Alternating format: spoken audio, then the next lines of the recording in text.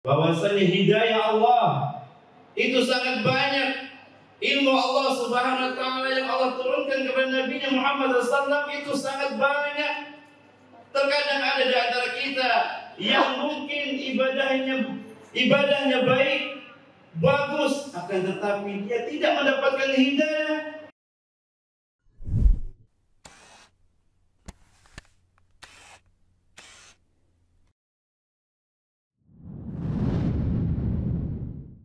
Innal hamdalillah nahmaduhu wa nasta'inuhu wa nastaghfiruh wa na'udzu billahi min shururi anfusina wa min sayyiati a'malina may yahdihillahu fala mudilla lahu wa may yudlil fala hadiya lahu ashhadu an la ilaha illallah wahdahu la syarika lahu iqraran bihi wa tauhida wa ashhadu anna muhammadan abduhu wa rasuluh sallallahu alaihi wasallam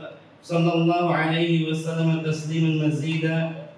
Qala Allah ta'ala ya ayyuhalladzina amanu taqullaha haqqa tuqatih wa la tamutunna illa wa antum muslimun.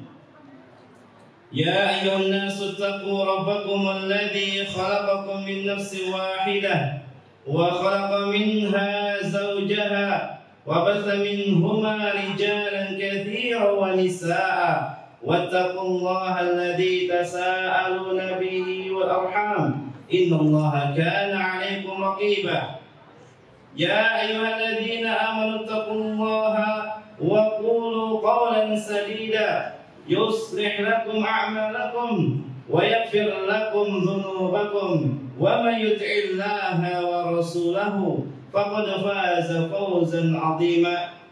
أما بعد فإن أصدق الحديث كتاب الله وخير هدي محمد صلى الله عليه وسلم وشر الأمور محدثاتها وكل محدثة بدعة وكل بدعة ضلالة وكل ضلالة في النار. إخوتي في الله rahimani rahimakumullah. Kaum muslimin sedang Jumat dengan hati Allah Subhanahu wa taala. Marilah kita kembali kepada Allah Subhanahu wa taala di hari yang mulia ini, di masjid yang mulia ini, di bulan yang mulia ini. Allah Subhanahu wa taala masih memberikan kita nikmat yang sangat banyak, masih memberikan kita hidayah dengan keislaman dan keimanan. Allah Subhanahu wa taala masih memberikan kita iman, sehingga dengan dorongan iman tersebut kita mau bersujud kepada Allah Subhanahu wa taala. Kita mendatangi masjid-masjid Allah Subhanahu wa taala dalam rangka beribadah. Mudah-mudahan Allah Subhanahu wa taala menerima semua ibadah kita. Ikhwani fillah rahimani rahimakumullah. Di hari yang mulia ini kita telah memasuki tahun baru Islam.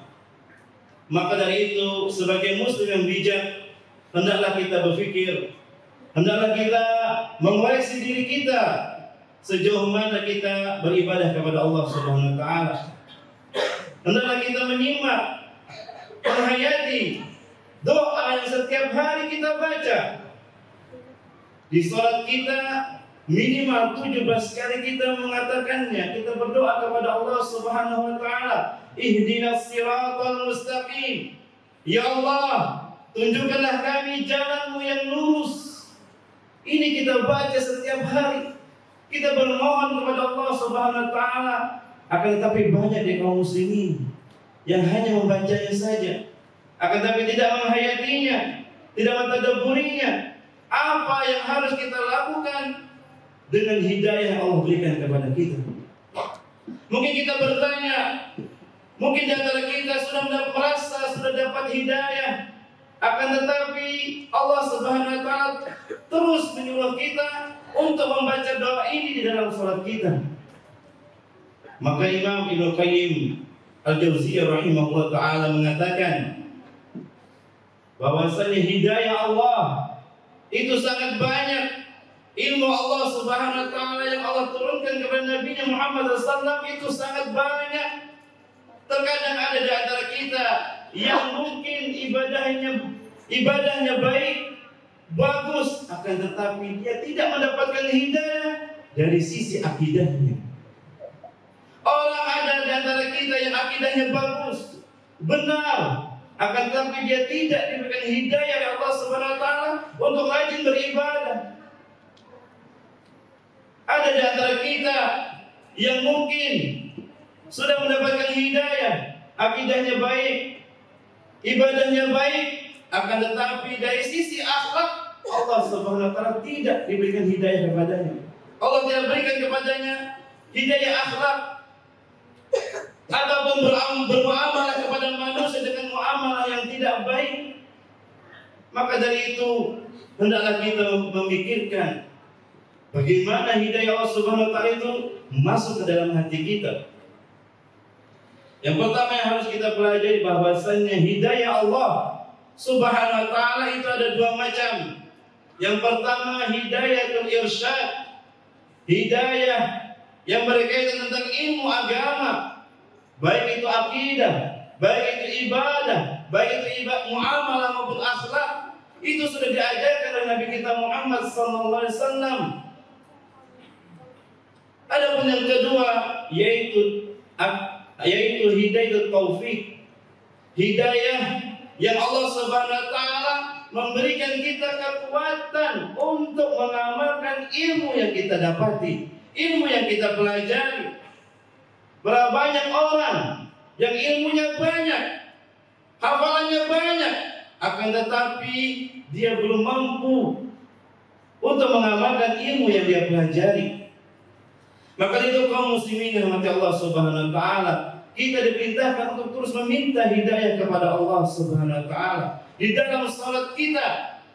Maka dari itu ketika imam atau ketika kita membaca itu sendiri di dalam salat kita sendiri, hendaklah kita menghayati apakah Allah Subhanahu wa taala sudah memberikan hidayah, irsyad dan hidayah taufik ke dalam hati kita.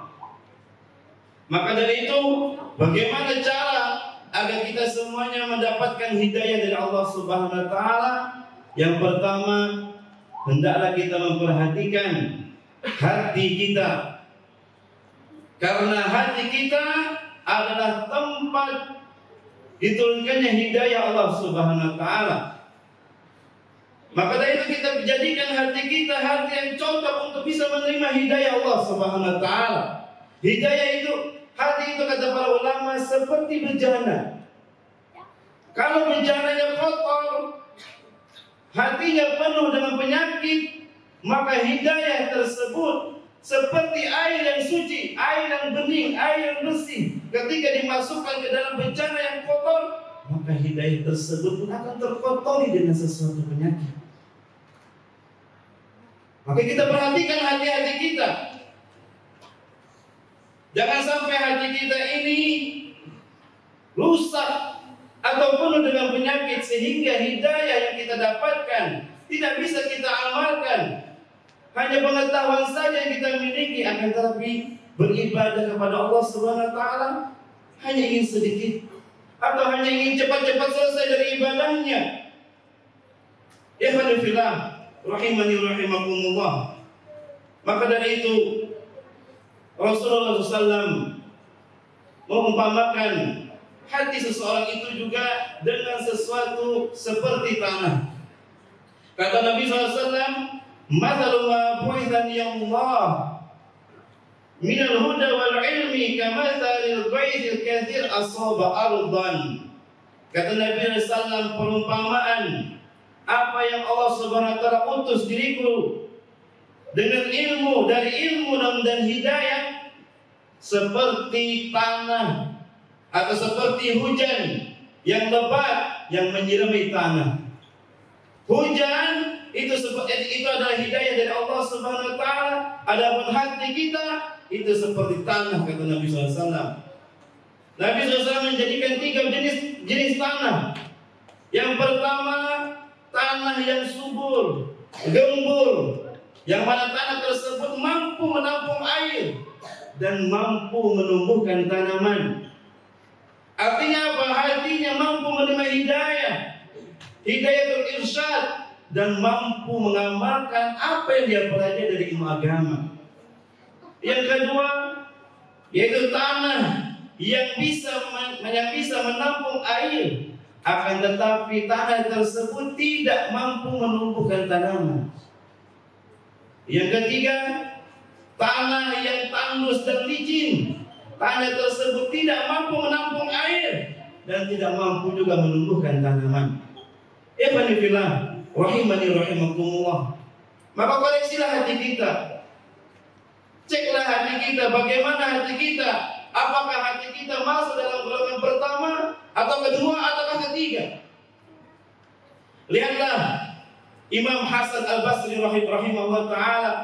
Beliau mengatakan, tidaklah semua sahabat Nabi SAW itu diutamakan, dijadikan orang-orang yang lebih utama setelah para nabi dan para rasul. Kata beliau, ma fuddilu ashabu Rasulillah sallallahu alaihi wasallam bi kasratis shalah wala bi kasratis siyam. Tidaklah mereka para sahabat Nabi sallallahu itu diagungkan, dimuliakan setelah para nabi dan para rasul. Kedudukannya lebih mulia daripada kita dengan banyaknya salat atau dengan banyaknya berpuasa. Tidak. Akan tetapi kata beliau, yang menyebabkan para sahabat Nabi itu mulia di sisi Allah Subhanahu wa taala, yaitu fuddilu bima waqara fi qulubihim. Mereka dimuliakan, mereka diutamakan, mereka diagungkan karena hati-hati mereka. Apa-apa yang mereka berikan kepada hati-hati mereka. Mereka orang-orang yang paling ikhlas di dalam beribadah kepada Allah Subhanahu wa taala. Para sahabat Nabi SAW adalah orang-orang yang paling zuhud dari dunia ini dibandingkan orang-orang setelah mereka. Maka dari itu mereka dimuliakan, diagungkan, diutamakan daripada orang-orang yang datang setelahnya. Ikhwani fillah, rahimani rahimakumullah. Maka betullah firman Allah Subhanahu wa taala, al-yauma la yanfa'u malun wala banun illa man atallaha biqalbin salim. Tidaklah bermanfaat di akhirat nanti, kata Allah Subhanahu wa taala, harta-hartamu, anak-anak keturunanmu tidak akan bermanfaat illa man atallaha biqalbin salim, kecuali orang-orang yang datang kepada Allah dengan hati yang selamat. Selamat dari penyakit-penyakit hati, sehingga hidayah tersebut mudah diterima oleh hamba tersebut. Ikhwani fillah, rahimani wa rahimakumullah. Kemudian yang kedua, yang bisa mendatangkan hidayah kepada hati-hati kita adalah hendaklah kita selalu mengikuti sunnah Rasulullah SAW dan berpegang teguh kepada ajaran Nabi kita Muhammad SAW. Karena barang siapa yang berpegang teguh mengikuti sunnah Rasulullah SAW, maka kata Allah Subhanahu wa taala, dia tidak akan tersesat dan tidak akan sengsara hidupnya. Allah Ta'ala berfirman, fa imma ya'tiyannakum minni huda faman ittaba'a hudaya fala yadhillu wa la yashqa. Kata Allah Subhanahu wa taala dalam surat Thaha, maka jika datang kepada kalian wahai manusia petunjuk dariku, kata Allah Subhanahu wa taala, hidayah dari Allah Subhanahu wa taala, dan barang siapa yang mengikuti hidayahku, kata Allah Subhanahu wa taala, maka dia tidak akan tersesat selama-lamanya dan tidak akan mendapatkan hidup yang sengsara. Ikhwani fillah, rahimani rahimakumullah. Ayat ini mengajarkan kepada kita agar kita berpegang teguh kepada sunnah Nabi kita Muhammad SAW, agar kita terus mempelajari ilmu Allah Subhanahu wa taala yang sangat luas. Janganlah kita merasa puas dengan apa yang kita dapati sekarang ini. Janganlah kita merasa ibadah kita sudah banyak. Janganlah kita merasa bahwasanya kita sudah mendapatkan jaminan surga dari Allah Subhanahu wa taala. Teruslah kita berusaha berpegang teguh kepada ajaran Nabi kita Muhammad SAW, maka insya Allah hidayah Allah Subhanahu wa taala akan terus masuk ke dalam hati-hati kita. Ikhwani fillah, rahimani wa rahimakumullah. Di ayat lain juga Allah mengatakan, bagi orang-orang yang terus berpegang teguh kepada sunnah Nabi SAW, maka dia akan ditambahkan ketakwaannya kepada Allah Subhanahu wa taala. Allah Ta'ala berfirman, walladzina ihtadaw zadahum hudan wa atahum taqwahum. Dan orang-orang yang selalu mengikuti petunjuk Allah Subhanahu wa taala, yang selalu mengikuti petunjuk Nabi kita Muhammad SAW, maka Allah akan menambahkan petunjuk kepada mereka dan memberikan mereka balasan ketakwaannya. Dan Allah akan tambah ketakwaannya kepada Allah Subhanahu wa taala. Ikhwatifillah rahimani rahimakumullah. Kemudian yang ketiga, yang bisa mendatangkan hidayah dalam hati kita adalah kita selalu membaca Al-Qur'anul Karim dan merenungkan ayat-ayat Allah Subhanahu wa taala dalam hidup kita. Allah taala berfirman, "Inna hadzal Qur'ana yahdi lillati hiya aqwam." Kata Allah Subhanahu wa taala, inilah Al-Qur'an yang mana dia akan memberikan petunjuk kepada orang-orang yang berada dalam jalan Allah yang lurus. Wa yubashshirul mu'minin, dan dia akan memberikan kabar gembira kepada orang-orang yang beriman. Siapa orang-orang beriman? Alladzina ya'maluna as-shalihat inna lahum ajran kabira. Kata Allah Subhanahu wa taala, mereka adalah orang-orang yang selalu beramal saleh dengan hidayah yang Allah berikan kepadanya. Dan bagi mereka adalah balasan yang sangat besar ketika dia memasuki surga Allah Subhanahu wa taala. Ikhwanillah rahimani rahimakumullah. Maka dari itu, janganlah kita sebagai orang mukmin yang baik, yang bijak, ketika kita menghadapi Al-Qur'an kita cuek, kita tidak mau membacanya, tidak mau menghayatinya. Ingatlah ancaman Allah, ancaman Rasulullah SAW, Al-Qur'anu hujjatun laka aw 'alaika. Quran itu kata Nabi SAW bisa menjadi hujjah kebaikan atasmu dan bisa juga menjadi bumerang atasmu. Manakala kita menelantarkan Al-Qur'an, manakala kita tidak mau mengikuti ajaran-ajaran Allah Subhanahu wa taala yang ada dalam Al-Qur'anul Karim. Ikhwanillah rahimani rahimakumullah. Kemudian yang selanjutnya yang bisa mendatangkan hidayah ke dalam hati-hati kita adalah kita terus di dalam beragama ini mengikuti pemahaman para sahabat Rasulullah SAW. Jangan sampai kita beragama hanya mengikuti hawa nafsu kita, tidak sesuai dengan pemahaman para sahabat Rasulullah SAW.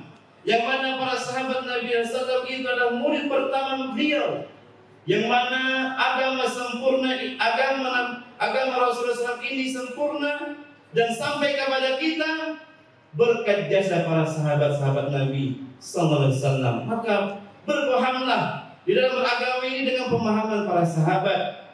Jangan sampai kita tersesat karena kita mengikuti hawa nafsu kita di dalam beragama. Sebagaimana firman Allah Subhanahu wa taala, "Fa in amanu bimithli ma amantum bih faqad ihtadaw." Kata Allah Subhanahu wa taala dalam surah Al-Baqarah, kalau sekiranya mereka orang-orang yang datang jauh dari Nabi kita Muhammad SAW, orang-orang yang jauh datang dari zamannya para sahabat Nabi SAW, mereka beriman sebagaimana kalian beriman. Kalian di sini maksudnya kata Allah Subhanahu wa taala orang-orang yang mengikuti Nabi SAW, yaitu para sahabat Nabi SAW. Faqad ihtadaw, maka sungguh pasti mereka akan diberikan hidayah. Fa in tawallaw, dan jika mana mereka berpaling dari petunjuk Allah Subhanahu wa taala, dari petunjuk Rasulullah SAW dengan sesuai dengan pemahaman para sahabat, maka fa innama hum fi shiqaq, maka pasti mereka akan terpecah belah. Pasti mereka akan terpecah belah. Maka dari itu kaum muslimin yang dirahmati Allah Subhanahu wa taala, jika ada yang bertanya kepada kita, Qur'annya satu, nabinya satu, akan tetapi di zaman sekarang ini banyak sekali pemahaman-pemahaman yang menyimpang dari agama yang benar. Kenapa itu bisa terjadi? Padahal Al-Qur'annya satu, Sunnah Nabi SAW satu, akan tetapi banyak sekali kelompok-kelompok yang menyimpang. Maka jawabannya karena mereka memahami agama tidak sesuai dengan pemahaman para sahabat. Mereka memahami agama sesuai dengan hawa nafsu mereka, sehingga terjadilah perpecahan yang banyak di umat Nabi kita Muhammad SAW ini. Mudah-mudahan Allah Subhanahu wa taala menjadikan kita orang-orang yang mudah menerima hidayah dan terus berada dalam hidayah dan diwafatkan di atas hidayah. Amin rabbal alamin. Aqulu qouli hadza astaghfirullah li wa lakum wa lisa'il muslimin bi dzambin fastaghfiruhu innahu ghafurur rahim.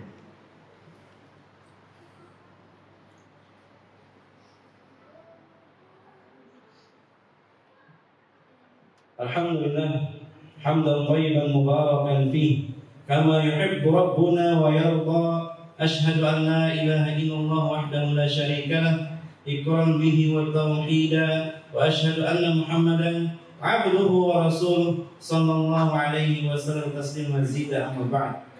Ikhwani fillah rahimani wa rahimakumullah. Di khutbah pertama tadi kita telah menyimak 4 cara agar kita bisa mendapatkan hidayah dari Allah Subhanahu wa taala. Kemudian yang kelima yang bisa membuat kita atau yang bisa hati kita menerima hidayah dari Allah Subhanahu wa taala adalah hendaklah kita menjauhi penghalang-penghalang hidayah. Apa itu penghalang-penghalang hidayah? Yang pertama adalah kesombongan. Sikap sombong, tidak mau menerima yang benar dari Allah Subhanahu wa taala. Lihatlah contohnya seperti Firaun. Yang mana Firaun adalah makhluk Allah yang paling sombong di muka bumi ini.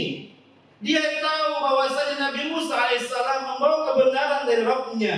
Akan tetapi karena kesombongannya, dia menolak kebenaran tersebut. Maka kata Nabi SAW, al-kibru batarul haqqi wa ghamtun nas. Hakikat kesombongan tersebut adalah yaitu orang-orang yang menolak kebenaran dan orang-orang yang suka meremehkan makhluk yang lainnya. Maka itu kaum muslimin, di awal tahun Islam ini hendaklah kita memeriksa diri kita. Jangan sampai hati kita terjatuh ke dalam kesombongan sehingga kita sulit menerima hidayah dari Allah Subhanahu wa taala. Kita sulit menerima kebenaran dari orang-orang yang ada di sekitar kita, dari guru-guru kita, dari kiai-kiai kita, karena kita tidak mau, karena hati kita sombong kepada Allah Subhanahu wa taala. Yang kedua yang bisa menyebabkan hidayah tersebut terhalang dari hati kita adalah kita berteman dengan orang-orang yang buruk. Lihatlah bagaimana paman Nabi SAW Abu Thalib sampai-sampai beliau meninggal di atas kesyirikan karena beliau berteman dengan orang-orang yang buruk.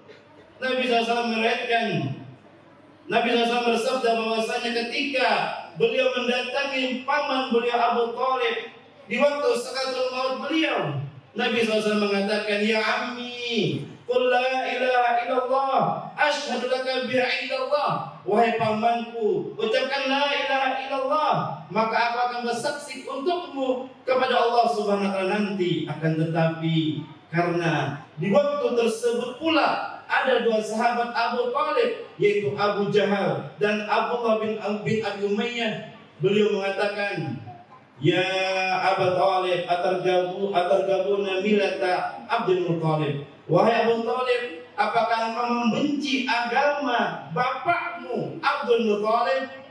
Maka ketika itu Abdul Muthalib enggan mengucapkan la ilaha illallah dan beliau meninggal di atas kemusyrikannya. Maka dari itu kaum muslimin, yang bisa kita ambil dari pelajaran ini, hendaklah kita jangan salah memilih teman.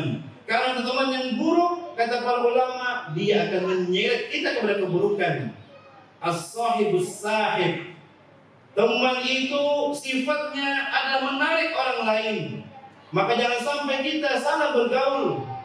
Begitu juga kita ajarkan anak-anak kita, jangan sampai anak-anak kita salah bergaul, sehingga akidahnya bisa rusak, sehingga ibadahnya pun bisa rusak gara-gara salah memilih teman.